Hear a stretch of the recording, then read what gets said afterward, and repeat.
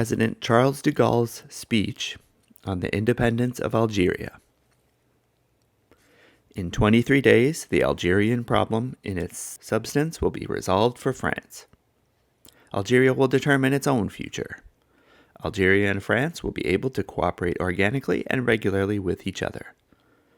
The Algerians of European stock will have the necessary guarantees to participate in full freedom, in full equality, and in full brotherhood in the life of the new Algeria. This is what France will have wanted and obtained. Yes, in 23 days, the Algerian people, through the self-determination referendum, are going to ratify the Evian agreements, institute independence, and sanction cooperation, just as the French people, through the referendum of the last April 8, subscribed to it for their part. Thus, over and above all the crises and all the passions, it is through the free decision and reasoned agreement of two peoples that a new phase in their relationships and a new chapter of their history are about to open. This being so, what role can and must the Frenchmen of Algeria, who have settled there, who love Algeria, who have done so much there already, and whom Algeria has so great a need, what role can attain and must, like these French people, play in the Algeria of tomorrow? Once again, I should like to express the hope that they will play their part fully, as soon as the last bloody mists, with which some criminal madmen are still trying to blind them, are dispelled. What role also can and must the leaders of the Muslim community play for the good of their country, whether it be the leaders that are in office or the leaders that are about to take office, and who are certain before long to assume the capital responsibilities in the Algerian Republic? What role, finally, must and can France play in the development of a nation to which she is attached by so many ties, and which everything commands her to help become free and prosperous? After 132 years of the existence of the problem, which had tragic consequences on several occasions, and after 7 years of senseless and grievous fighting, this result will bear the imprint of justice and reason. However, in order to attain this, France has had to overcome severe obstacles. When, in 1958, we came to grips with the affair, we found who has been able to forget it.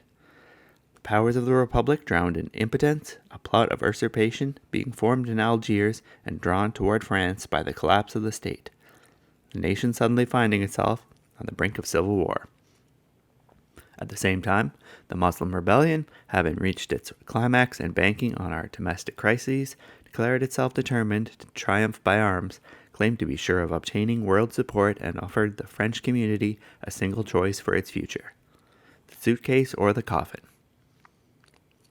But once the state was on its feet again and the catastrophe avoided, a recovery soon confirmed by the country's adoption of the necessary institutions by an 80% majority of the voters.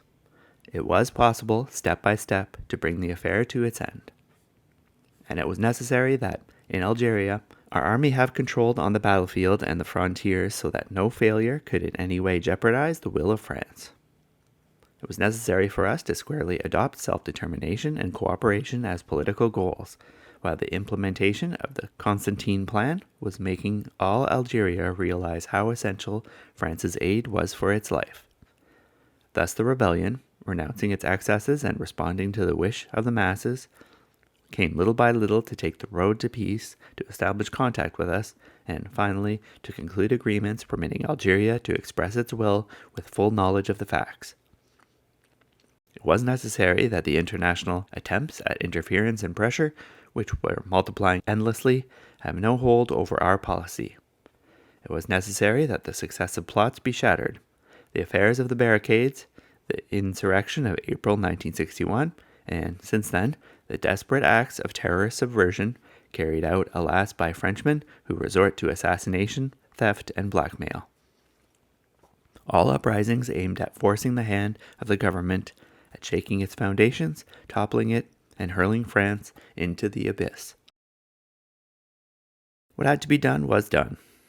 But, as everyone saw, it is because the new institutions enable the state to act, whereas the old ones only hindered it, that the government can make decisions instead of consistently equivocating, and that it stands fast instead of forever tottering and stumbling. Above all, women and men of France, Everyone has seen that the loyal confidence which you as a body have bestowed upon me has spurred and sustained me day after day, and that this direct agreement between the people and the one who has the responsibility of leading it has become, in modern times, essential to the Republic. To maintain in this domain what has just been tested, such must be our conclusion once the Algerian question has been settled. In these times that are difficult and dangerous, but filled with hope, how many things indeed have to be done that govern our destiny.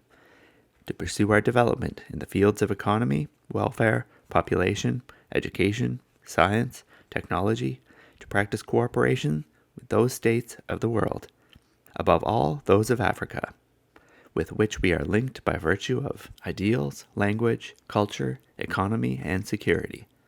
To contribute to the advancement of the 2 billion men who populate the underdeveloped countries, to equip ourselves with defense forces of such a kind that for anyone attacking France would mean certain death, to ensure together with our allies the integrity of the free world in the face of the Soviet threat, to help Western Europe build its unity, its prosperity, its strength, and its independence.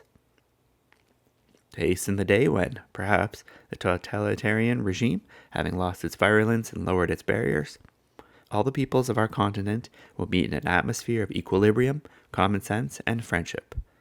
In short, to accomplish the mission of France, we must, yes we must, be and freely remain a great and united people.